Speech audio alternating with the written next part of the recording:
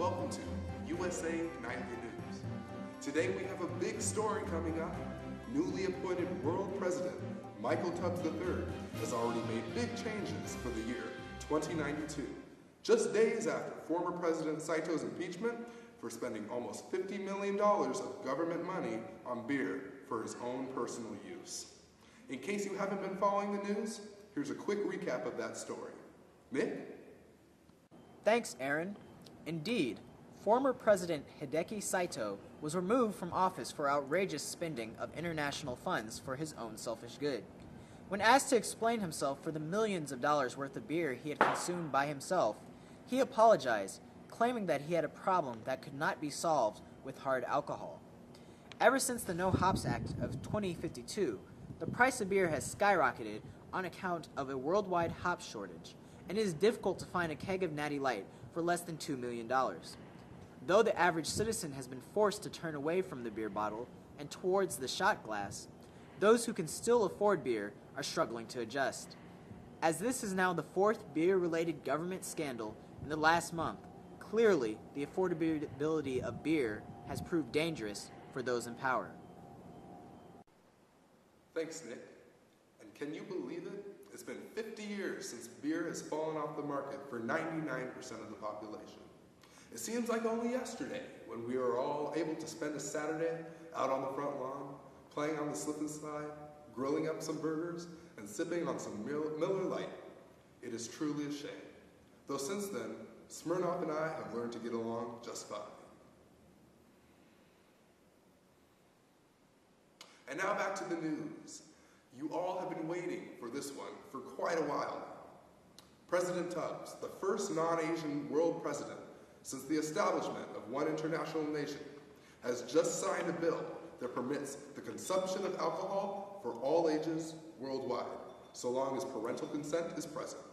Finally, you don't have to feel bad about buying your boy the Lunchables with the vodka spiked Capri Sun, or stuffing a flask in his Christmas stocking. The affordability, efficiency, and precision of the shot has finally paid off for the shot industry. And shots like New York Constellation Brands, the owner of brands like Svedka, stand to skyrocket thanks to the new and newly legal customers.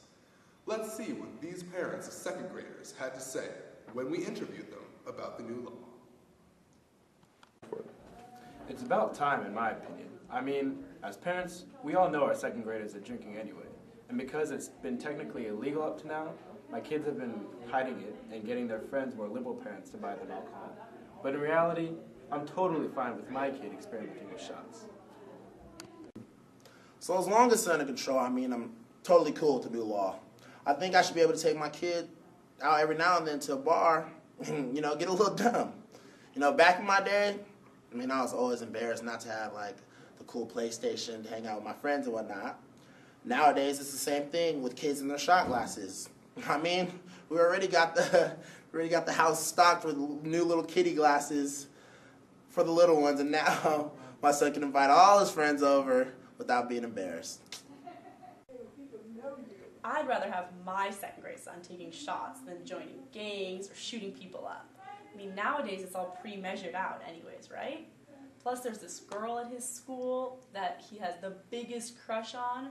It's so cute, but he's not making any progress being as shy as he is. I say taking a few sips of tequila never hurt anyone, really. Plus, when I was that age, I loved a boy who knew just how to talk to me in just the right ways. That's not weird, is it? Not weird at all. And now that this whole thing is legal, might I just say that I've been slipping my daughter rum and coke almost every dinner, so that by bedtime, she is lights out. Today is a big day for the nation, which hasn't witnessed any changes to laws regarding alcohol since the 12 Years or Older Act of 3 years ago. And now to other news. Brett Favre has died and therefore retired from the National Football Simulation League for good. Last season, the Minnesota Vikings went 26-134 in the regular simulated season, which is the worst single-season record of any team ever since football stopped being played physically back in 2077. Nowadays, each matchup is simulated 10 times every Sunday to determine the final record of each team. all based on a supercomputer that tracks each player's statistics and physique in order to determine a statistically probable outcome. By the simulations, Brett Favre has suffered 14 concussions from last season alone. But because the injuries are only by simulation, he's managed to stay in the league until now. Such advances in technology have saved us from tedious processes like actually sitting through a football game and waiting for the end feelings of victory and happiness, or in the case of the Minnesota Vikings, defeat and disappointment. Cutting the time and effort usually required to reach an end goal has been a trend in technology since the shot glass itself. In shots we trust. And now to Esther for another story, because I'm kind of buzzed. Thanks, Aaron. In other news, major drug companies have started releasing a patch meant for sleeping. Unlike the obsolete sleeping pills, these patches don't merely induce drowsiness. Instead, the patch induces heavy drowsiness and almost immediately puts the user to sleep. For some fixed amount of time, the patch becomes inactive until a user needs to wake up, at which point the patch releases adrenaline into the system. This innovation is a product of a trend that has been in effect for years, perhaps since the beginning of the shot glass.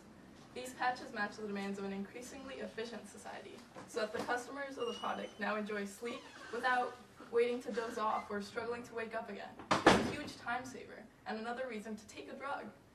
Patches have already hit store shelves in doses of 8 hours, 4 hours, 2 hours, 1 hour, and 30 minutes.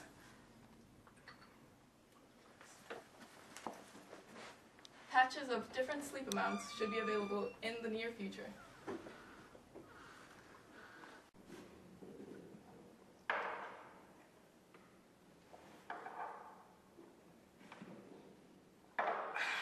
Thanks for that, Esther. And now in a minute, standing outdoors for our last story of the night. Close us out, Nick. Let's get wasted! Hey, we're on film, dude. We're on film. Oh, you got it, Aaron. This just in. The president has just been shot? Wait, what? No, dude, it's not right. It doesn't say that. No, I'm sorry, folks. My line of vision is kind of blurry. The president actually just took a shot with his cabinet over the celebration of a new technology that allows him to virtually attend his own inauguration as a commoner who actually attended the event in the past. Though somewhat narcissistic and unnecessary, he will finally be able to relive the best day of his life, and I think that's something we can all appreciate. The technology comes in form of a set of goggles, which, when worn, simulate the sights and sounds of any well-recorded venue. This will allow people to attend movie theaters, window shop at their local malls, and relive practically any significant event that will take place in the future, retroactive to just a few months ago, all without leaving the living room. Old-fashioned critics label these goggles as an antisocial device, since most recreated experiences would otherwise be very social settings, are now recreated as solitary experiences. Because these goggles can only support the individual and not a party of users, this technological leap falls in line with the world trend of increasing isolation from others, perhaps begun by the shot glass. Indeed, society has found much more convenient to have fun while solo. And with that, we bid you adieu. Thanks for watching, and have a great night.